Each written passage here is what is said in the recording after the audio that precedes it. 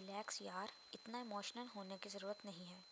جلد بازی میں ہمیں ایسا کچھ نہیں کرنا جو پاپا کی ناراضگی کا سبب بنے، شہیر نے اسے سمجھایا۔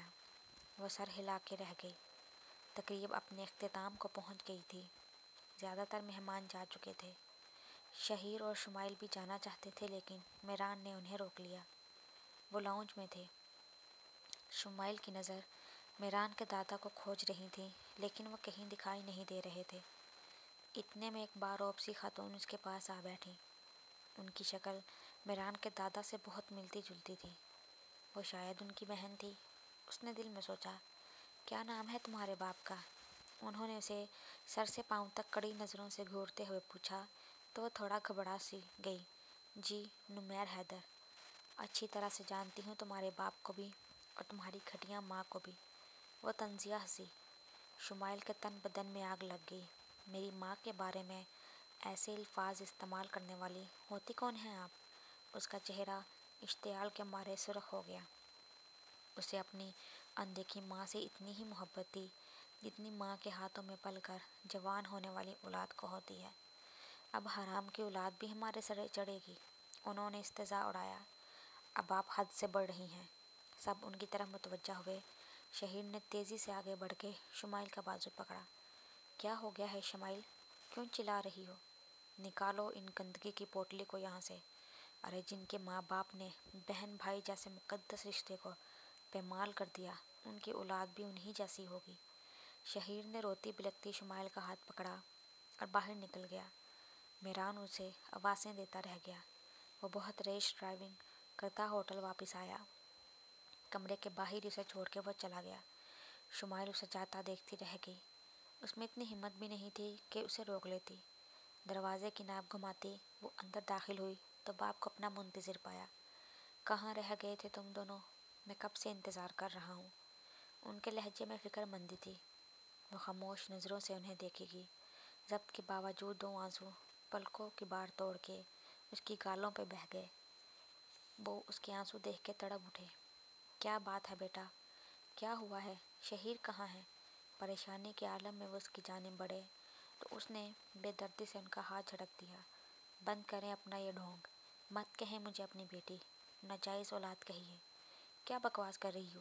وہ چلائے۔ ان کا ہاتھ اس کے گال پہ نشان چھوڑ گیا۔ وہ گال پہ ہاتھ رکھے گنگ سے انہیں دیکھے گئی۔ ان کے ماتھے پہ پسینہ چمک رہا تھا۔ ان کے سینے میں درد اٹھا۔ اسے چھپانے کو منہ پھیر کے صوفے پر ڈھہ گئے۔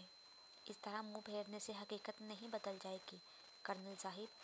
جس راز کو آپ چھپائے پھر رہے تھے ایک نہ ایک دن تو سامنے آنا ہی تھا۔ مجھے شرم آتی ہے آپ کو باپ کہتے ہوئے بھی۔ آپ نے تو اپنی بہن کے ساتھ بھی۔ گھن آ رہی ہے مجھے اپنے وجود سے۔ شمائل کے لہجے میں ہر درجہ حقارت تھی۔ وہ ان کی حالت سے بے خبر اپنی بھڑاس نکال رہی تھی۔ وہ یکدم صوفے سے لڑک کے شمائل جہاں کی تہاں رہ گئی۔ وہ پھٹی پھٹی نگاہوں سے زمین پر پڑے اپنے باپ کو دیکھ رہی تھی۔ اس کے ہاتھ میں پکڑا فون بجا تو اسے ہوش آیا۔ وہ تیزی سے ان کی جانب لپکی۔ اس کا فون بج بج کے خاموش ہو چکا تھا۔ وہ حواس باختہ ہو گئی۔ اس کا فون پھر بجا۔ اس نے لپک کے اٹھایا۔ دوسری طرف شہیر تھا۔ شہیر، شہیر پاپا، وہ بے ربط انداز میں بولی۔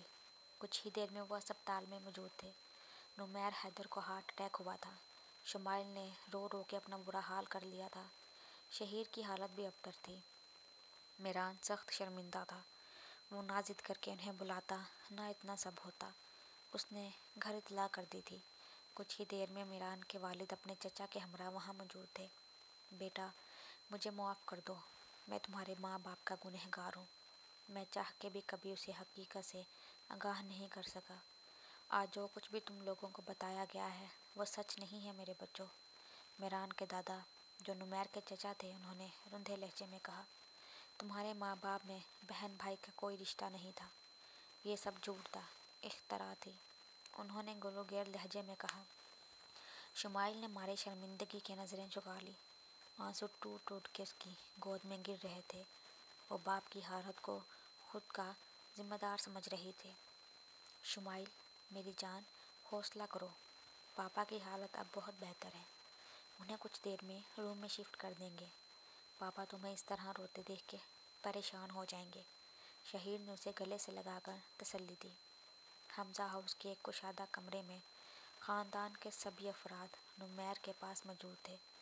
نمیر کی حالت قدرے بہتر تھی۔ چچا جان کے بے حد اصرار پر نمیر ان کے ساتھ آنے پر رضامند ہوا تھا۔